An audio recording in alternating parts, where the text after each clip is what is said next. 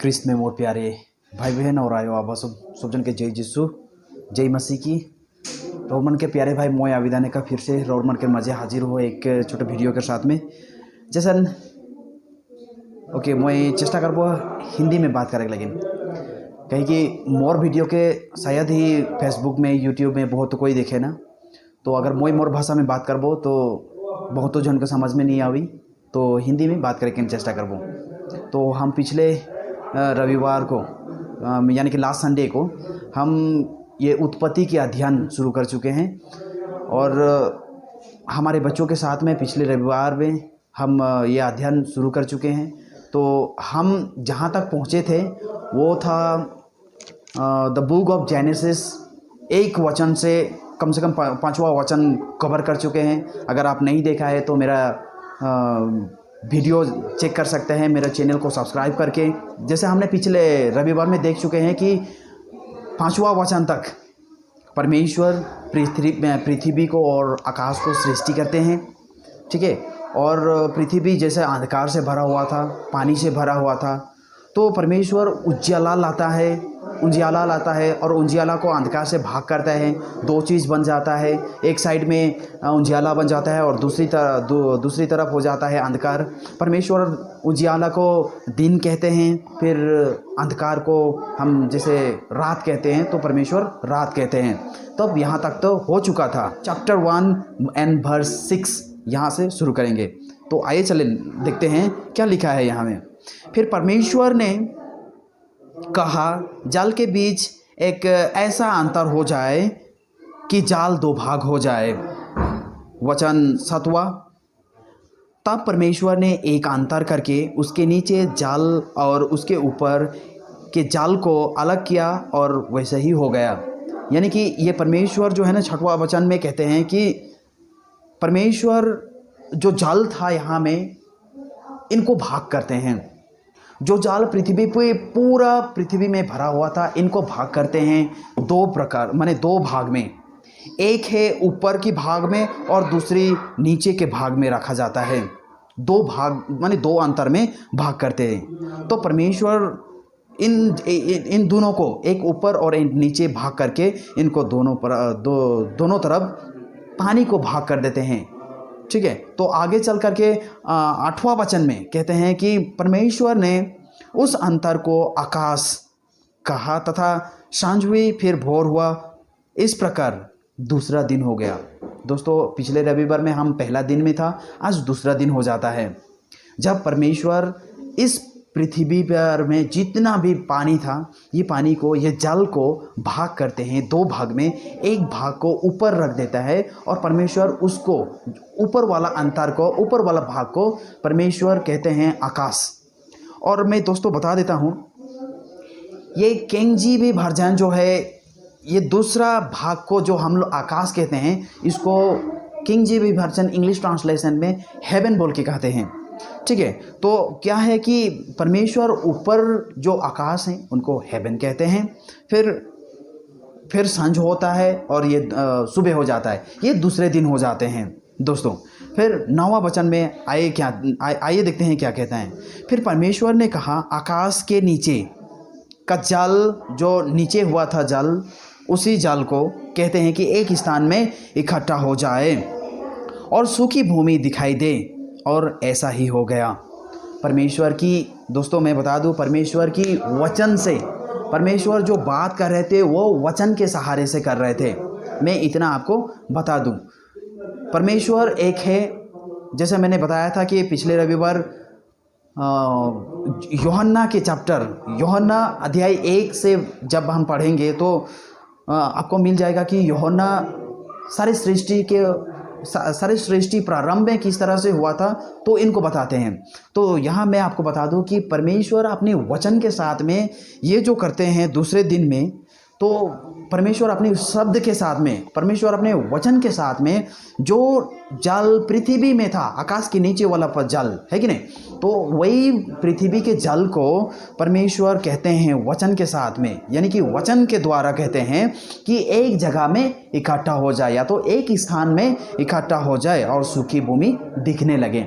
यानी कि जल जो है, जो नीचे था, जो पृथ्वी में था, वो जल जा कर के एक जगह इकट्ठा हो जाते हैं और साइड में सूखी भूमि दिखने लगते हैं। तो 10वां वचन में कहते हैं, परमेश्वर ने सूखी भूमि को पृथ्वी कहा तथा जल जो इकट्ठा हुआ था उसको उसने समुद्र कहा, और परमेश्वर ने देखा कि अच्छा है। या कि ठीक है। तो क्या है, परमेश्वर 10वां वचन में कहते हैं जो जल को, पृथ्वी के जल को जब एक जगह में इकट्ठा करते हैं तो जल जो है एक जगह इकट्ठा हो जाता है और सूखी भूमि दिखने लगते हैं। तो परमेश्वर जो जल एक जगह इकट्ठा हुआ था वो जल जगह को कहते हैं कि वो समुद्र हो गया। फिर जो सूखी भूमि दिखाई दिया था तो वो सूखी भूमि को परमेश्वर पृथ्वी कहते हैं। तो आइए चले फिर 11वां वचन में क्या कहते हैं। फिर परमेश्वर ने कहा, पृथ्वी से हरी घास तथा बीज वाले छोटे छोटे पेड़ और फलदायी वृक्ष भी, जिनके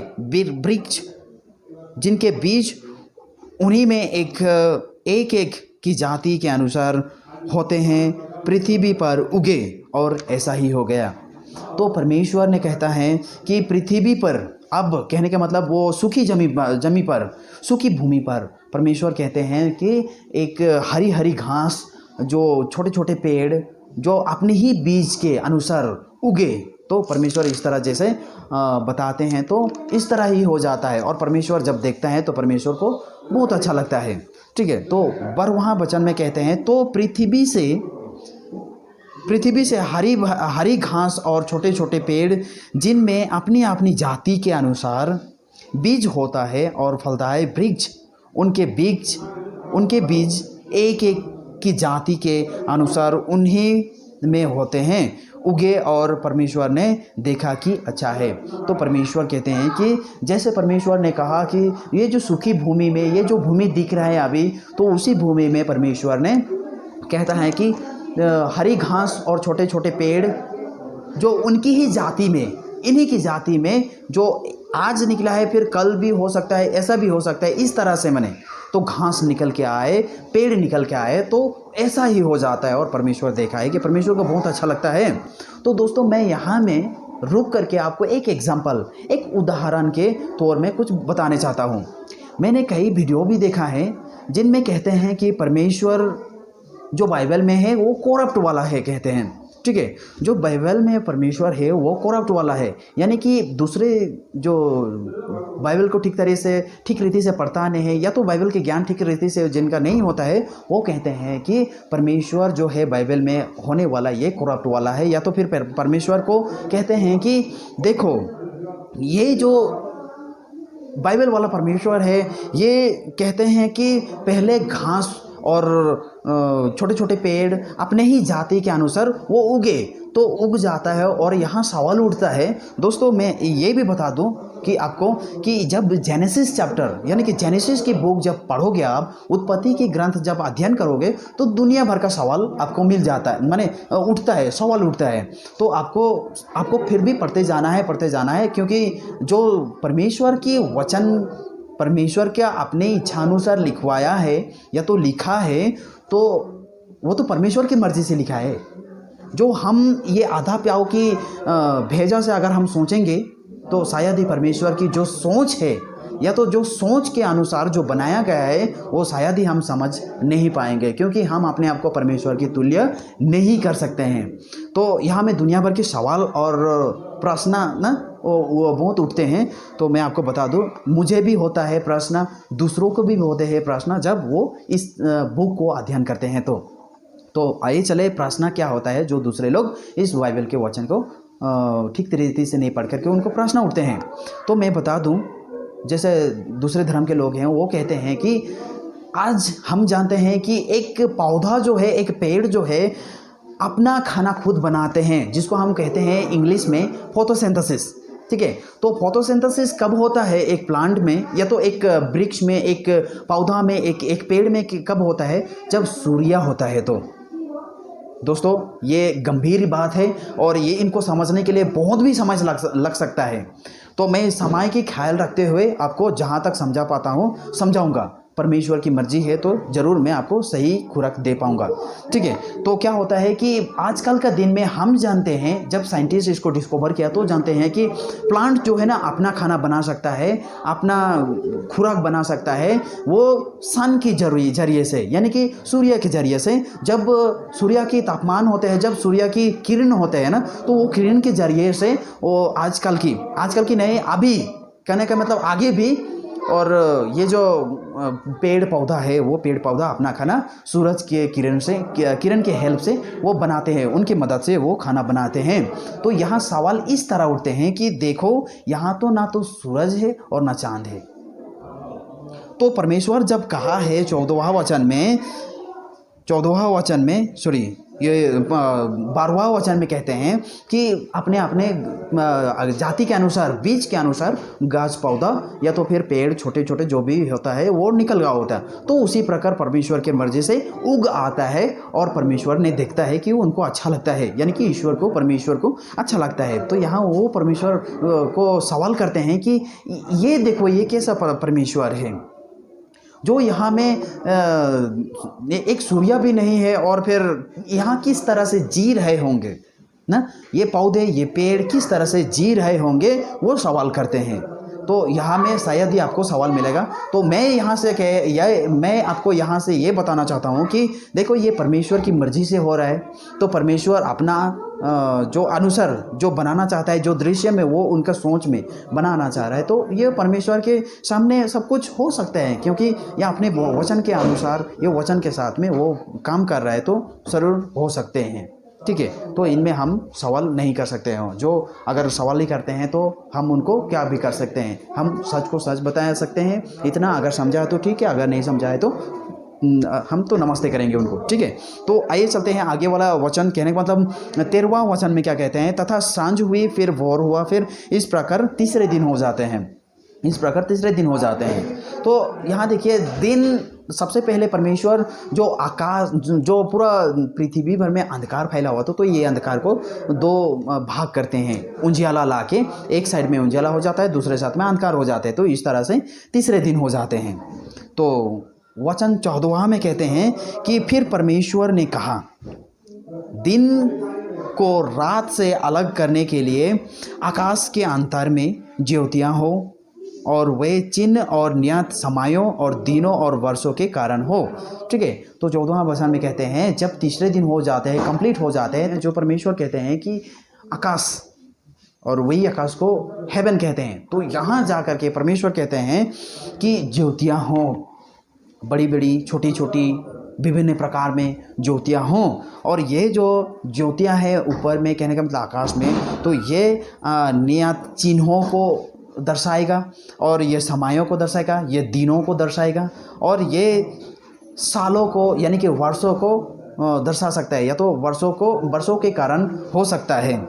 इस तरह से प्रभु ने यानी कि परमेश्वर ने, अब्बा पिता ने ऊपर में यानी कि आकाश में यानी कि स्वर्ग में या तो हेवन में यहाँ में ज्योतियाँ बनाती हैं, जो हम कहते हैं कि तारेगण, इस तरह से कहते हैं, उन्हीं चीज़ को बनाते हैं। और 15वां वचन में कहते हैं कि वे ज्योतियाँ आकाश के अंतर में पृथ्वी पर प्रकाश देने वाली भी ठहरे, और ऐसा ही हो गया, यह हो जाता है। ठीक है, तो यहाँ 15वां वचन में आप देखते हैं कि परमेश्वर इन ज्योतियों को आकाश में इसीलिए रखते हैं कि वो पृथ्वी पर प्रकाश देने वाले हो। तो आज हम देखते हैं हमारे लाइफ में, हमारे जीवन काल में, कि जब रात हो जाता है तो ये ज्योतियाँ हमें रात को प्रकाश देते हैं, और ये प्रकाश रात को अच्छा लगता है दिखने के लिए। या तो फिर दिन को भी एक बड़ा ज्योति है, तो हमें दिन को भी प्रकाश मिलते हैं।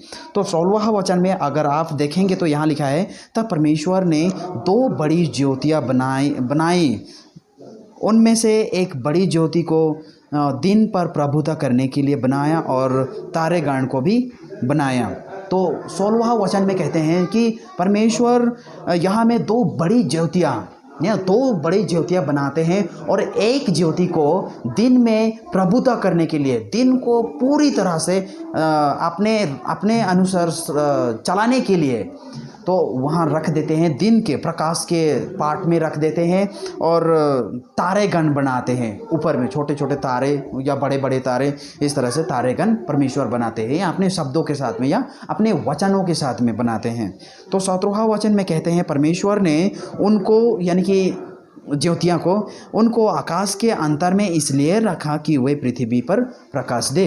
फिर कहते हैं कि जो ज्योतियाँ परमेश्वर ने आकाश में बनाए थे, आकाश में रखे थे, आकाश के अंतर में रखे थे, उनको इसलिए रखा था आकाश में बना करके कि वो प्रकाश दे।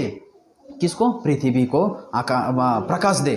तो 18वां वचन में कहते हैं तथा दिन और रात पर प्रभुता करने के लिए और उजियाला को अंधियारा से अलग करे, और परमेश्वर ने देखा कि अच्छा है। तो परमेश्वर ने कहा कि इन दिन को और अंधकार से अलग करने के लिए परमेश्वर ने एक बड़ी ज्योति को दिन में रख देते हैं, और फिर रात को अलग से रात की जगह में एक बड़ा ज्योति को रख देते हैं, जो हम कहते हैं आज सूर्य और चंद्र। ठीक है। तो उसके बाद में 19वां वचन में कहते हैं तथा सांझ हुई, फिर घोर हुआ, फिर इस तरह से चौथा दिन हो जाता है कि नहीं? तो इस तरह से चौथा दिन हो जाते हैं। तो हम देखते हैं कि सांझ होना और सुबह होना आज की तारीख में आज के दिन में हम देखते हैं कि सांझ और सुबह जो है ना, केवल वो बड़ी ज्योति के ऊपर निर्भर करता है। तो परमेश्वर इतने दिन, पहला दिन, दूसरा दिन, फिर तीसरा दिन, फिर चौथा दिन तक ना, चौथा दिन तो वो बड़ी ज्योतियाँ को बना करके वो रखते हैं। तब हम बोल सकते हैं कि चौथा दिन में वो बड़ी ज्योति यानी कि सूर्य को रख देता है। तो उनमें दिन हो सकता है, कोई भी इतना ऐसा हम अगर बोलते हैं तो बोल सकते हैं, ठीक है। लेकिन पहला दिन, फिर दूसरा दिन, फिर तीसरा दिन बिना सूर्य के साथ में तो दिन और सुबह हो रहे थे, है कि नहीं? क्योंकि पहला एक ही बार शुरुआत में अगर हम देखेंगे तो परमेश्वर ने अंधकार को प्रकाश से ऑलरेडी भाग कर चुका था, और इस तरह से प्रकाश होता था फिर अंधकार होता था, प्रकाश होता था फिर अंधकार होता था। तो प्रकाश जब होता था तो उनको सुबह हो जाता था, फिर अंधकार होता था तो उनको रात हो जाता था। तो इस तरह से पहला दिन, छठवां, दूसरा दिन, तीसरा दिन, फिर आज चौथा दिन आ जाता है। तो इस तरह से परमेश्वर ने दिन को प्रभुता करने के लिए एक बड़ी ज्योति को दिन में रख देते हैं, और दिन का पार्ट में यानी कि प्रकाश का पार्ट में रख देते हैं, और तारेगण भी बनाते हैं।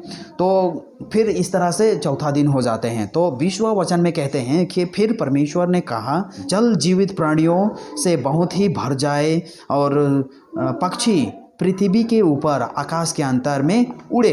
कहने का मतलब परमेश्वर जो जल को भाग करके रखा था, उसी जल में जीवित प्राणी जल में भर जाने को कहते हैं। तो इसी तरह भर जाता है। फिर आकाश में जो प्रभु कहते हैं कि दो अंतर भाग करके रखा था, उसी आकाश में उसी आकाश में पंछियों उड़ने लगते हैं। तो प्रभु इस तरह से जल में यानी कि पानी में जीवित प्राणी बनाते हैं, फिर आकाश में उड़ने वाले पक्षियों बनाते हैं। फिर 21वां वचन में कहते हैं कि इसलिए परमेश्वर ने जाति जाति के बड़े बड़े जल जंतुओं की और उन सब जीवित प्राणियों को भी सृष्टि की जो चलते फिरते हैं, जिनसे जल बहुत ही भर गया, और एक एक जाति जाति के उड़ने वाले पक्षियों को भी सृष्टि की, और परमेश्वर ने देखा कि परमेश्वर को अच्छा लगा। सो क्या हो गया यहाँ में 21वां वचन में कहते हैं कि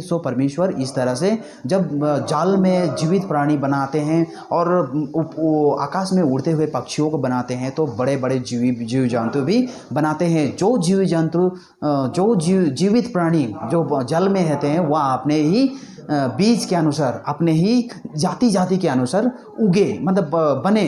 तो इस तरह से वो लोग जल में जीवित प्राणी बन जाते हैं। फिर आकाश में उड़ते हुए पक्षियों को भी देख करके इस तरह अपने अपने जातियों के पक्षी भी बने बोल करके जब बन जाता है, तो परमेश्वर देखते हैं कि ठीक है, दोनों तरफ यानी कि जल में जो जीवित प्राणी टहल रहा है, खेल रहा है तो उनको देख करके अच्छा लगता है। फिर ऊपर में जब देखता है कि आकाश में पक्षी उड़ रहे हैं तो परमेश्वर को भी ये देख करके बड़ा अच्छा लगता है। ठीक है, तो 22वां वचन में कहता है कि और परमेश्वर ने यह कहकर उनको आशीष दी कि फलों फूलों और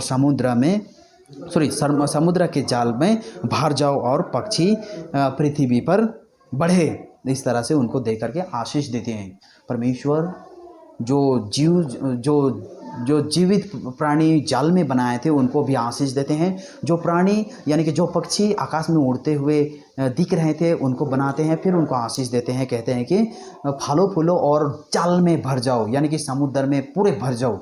और फिर दूसरी तरफ कहते हैं कि पक्षियों को कि आप अपने ही जातियों के अनुसार आप भी पृथ्वी पर बढ़ते जाओ। इस तरह कह करके उनको आशीष देते हैं। फिर क्या होता है, सांझ होता है, फिर भोर हो जाता है और यह 5वां दिन हो जाता है। तो दोस्तों हम यहाँ देखते हैं कि 5वें दिन तक परमेश्वर अपना काम करते हैं। तो मैं यहीं तक आज आपको छोटे यानी कि उत्पत्ति पहला अध्याय का आपको संदेश देना चाहता हूँ और यहीं तक आपको एक टीचिंग देना चाहता हूँ, क्योंकि ज़्यादा अगर लॉन्ग हो जाता है, लंबा हो जाता है तो वीडियो अपलोड होने के लिए समय लगता है, या तो फिर कभी कभी बहुत सारा वीडियो में जो MB हो जाता है। तो दोस्तों आप लोग वीडियो में हमेशा बना ही रहे। तो हम रविवार ये दूसरा रविवार हो रहा है, तो हम रविवार आपके बीच में आए। को अच्छा लगता है तो ज़रूर शेयर करें वीडियो को और दूसरों तक पहुंचाएं, ताकि उनको भी खुरक मिले जो इस तरह से उत्पत्ति अध्ययन को ठीक से नहीं जानते हैं। तो सब जन के जय यीशु और एक बार थैंक यू।